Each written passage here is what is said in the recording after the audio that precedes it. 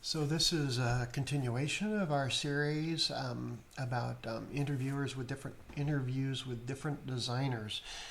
This one's an architect, and her name is Billie Tsien.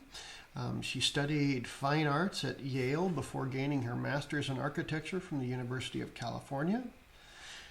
She now has a partner, Todd Williams, and together they founded the Todd Williams Billie Tsien Architecture or Architects Firm, an architectural practice that crosses disciplinary boundaries and creates lyrical buildings, bridging the worlds of architecture and fine arts. Tsien and Williams seek to bring out the humanity of buildings, whether private residences or public institutions, and their award-winning projects include the Neurosciences Institute in La Jolla, California, the American Folk Art Museum in New York City, which has received multiple awards, and they are also the designers of the Obama Presidential Library. Now, Tsien is on the board of the Public Art Fund, the American Academy in Rome, and in the Architectural League. So, her philosophy. We see architecture as an act of profound optimism. Its foundation lies in believing that it is possible to make places on earth that can give a sense of grace to life, and believing that that matters. It is what we have to give, and it is what we leave behind. So we wrote these, this is her and him, we wrote these words a number of years ago and believe in them even more deeply today. We measure the value of our work by the quiet pleasure of the lives lived in our buildings. We want to solve problems, and we want to transcend solutions. We try to work with a thoughtful integrity to make buildings that will last and be loved. We want to leave good marks upon the earth. This work comes from two voices and from many voices. How important is the longevity of your work? Everything is transient. We feel great joy in making something that lasts longer than we do, but with this comes a huge responsibility.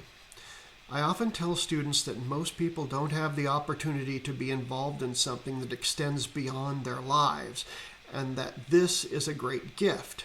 So, the desire to make something that lasts is determined partly by the knowledge that as human beings, we are not lasting.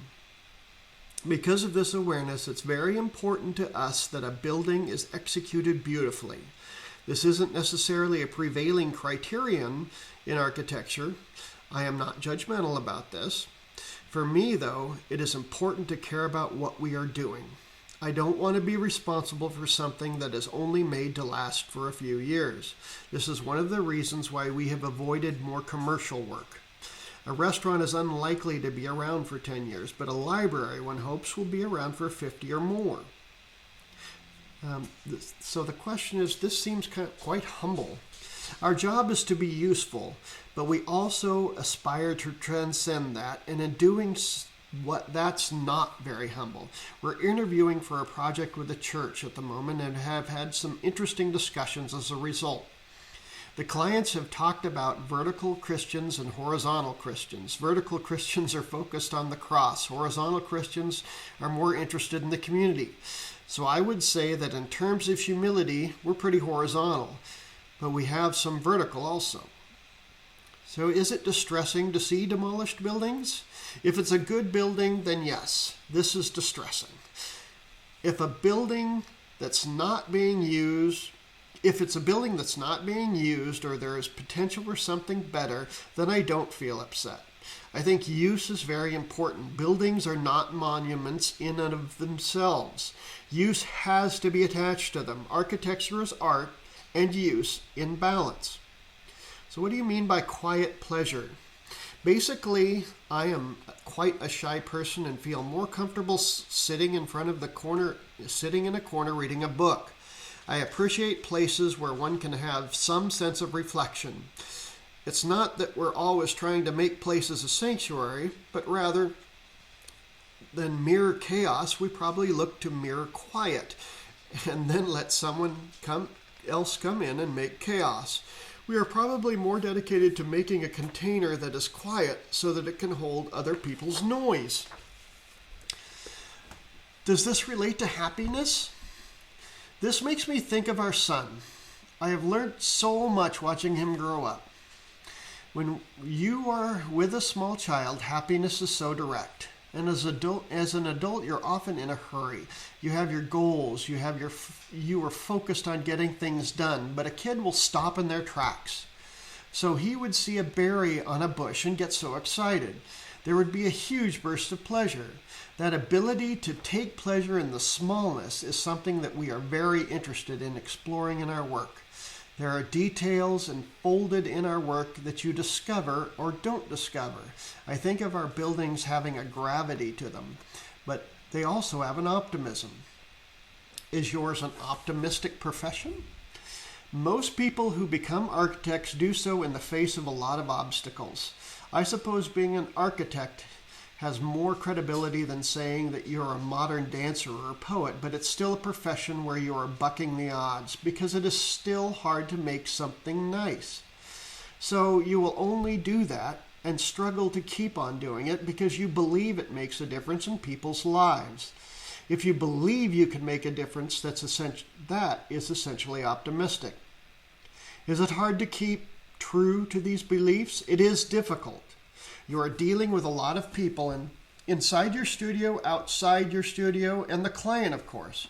You are connecting to them all and trying to draw them together to make a beautiful bow. It may be very frustrating, but it only takes the words of one person when you're done who says something wonderful or positive about the place you've made, and that makes it hugely gratifying.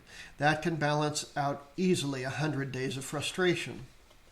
So what are some of your frustrations? It took me about 10 years to really decide to carry on as an architect. I felt for a long time that I was spending too much time doing this and that instead of doing what I wanted, which was more drawing. I didn't feel very creative. But then I came to realize that all aspects of work are creative. This isn't always convincing, but I try to remember it. A lot of what I do now is writing letters and so on, but it is all part of the act of being creative. Being creative is not about sitting on your own and making something. Is compromise necessary? Sometimes compromise is good. Sometimes you fight against it, but sometimes you also need to join hands and learn from other people. As a young architect, you think you have to be extremely hard-nosed and control in a masterful way. One of the things that you understand as you grow older is that you can make an alliance or a partnership with a client and not be false in that. Then you too can learn. This sounds very new age, but it is worth trying to find something in people that you can embrace. Do you see teaching as sharing? We teach every couple of years and get a huge amount from it. The students bring their own personalities, their energy and interests in other things that we perhaps haven't paid attention to. We also end up going to lectures, which we never do when we're studio-based. I think what we bring to the students is different to those people who teach all the time.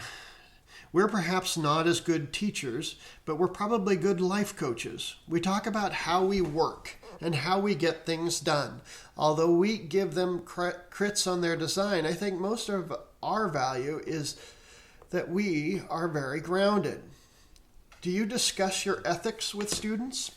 I don't know that I would feel comfortable designing something like a prison. And as I don't feel comfortable with our government, there are aspects of government jobs that I would not be interested in doing. I would also be wary of some developers, but I think students are in a different place right now. Students are interested in working for developers because with it comes power and money. I feel strangely from another time. I make essentially moral judgments, but students think of jobs as opportunities. I do find this distressing. Things always swing back and forth, but at the moment, quite At the moment, quite young people seem fairly conservative. I have always associated youth with being the opposite, so it is surprising to me. So yours seems like an ethical approach. I guess our approach is an ethical one. This is manifested in buildings in themselves and our approach to others. We try to teach people well in our studio, and those we work with in all other ways. This is about respecting other people. A simple word it is, but actually very hard to do. In the making of buildings, we try to respect the place and respect the potential of the future. So this is the way we operate. It is always a struggle to be true to that, but that's about being alive. Struggle is good, even though it's not easy.